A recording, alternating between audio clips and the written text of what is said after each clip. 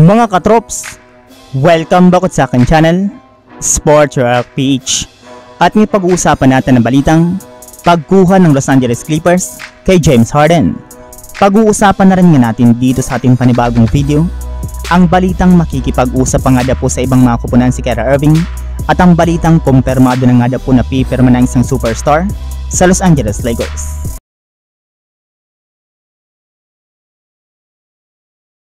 Ilang araw nga po bago magsimula ang free agency ay inaasahan na nga daw po natatanggihan na ni James Harden ang kanyang natitirang player option sa Philadelphia 76ers na nagkakahalaga nga po ng mahigit sa $35.6 million, kaya magiging isa na nga po siyang ganap na restricted free agent kung saan pwede na nga po siyang umalis sa 76ers at lumipat ng ibang kupunan.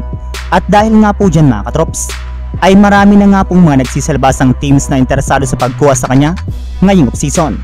Bali, isa para naman nga po si Harden sa mga pinakamahusay na guard sa loob ng NBA, kaya mapapakinabangan nga po nila ito sa kanilang lineup. Ngunit sa kabila nga po ng kadami-daming kupunang nagkaka-interest kay James Harden, ay ang Los Angeles Clippers para naman nga po ang dark horse sa pagkuha sa kanya ngayong season ayon sa The Athletic. Bali, nakapagbawas na naman nga po ng Clippers ng kanilang cap space sa pagtanggal nga po nila kay Eric Gordon, kaya magkakaroon na nga po sila ng kakayahan na makuha si Harden sa free agency market.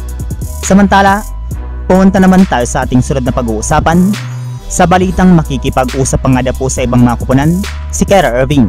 Ayon nga po mga katrops, sa ikinumpirma ni Ramona Shelburne ng The Athletic, ipagpapatuloy pa rin nga daw po ni Kyrie Irving na makipag-usap sa ibang team kasabay ng pagpasok niya sa free agency ngayong season.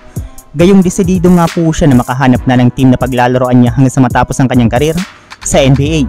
Sa madaling salita, hindi pa nga po siya sigurado kung mananatili siya sa Dallas Mavericks, gayong dahil nga po sa nalabas na balitang ito ay malaki nga po ang posibilidad na lumipat pa siya ng ibang kupunan.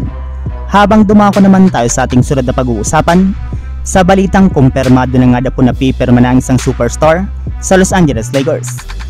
Kasunod nga po ng pagbibigay ng Lakers ng qualifying offer kina Austin Reeves at Rui Hachimura at pagkuha nga po nila sa team option ni Jared Vanderbilt, ay may lumabas nga po na balita na balak pa nga po nito na pabalikin ng kanilang tatlong player na unrestricted free agent na kinabibilangan nina D'Angelo Russell, Dennis Schroeder at Looney Walker IV na pare-pareho nga po nalang bibigyan ng bagong kontrata.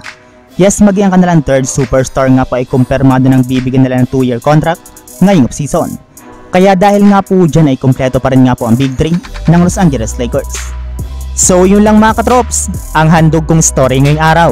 Sana nag-enjoy kayo, please like and subscribe my YouTube channel, Sports React PH, para sa iba pang story at update patungkol sa NBA. Kita-kits muli sa ating susunod na video.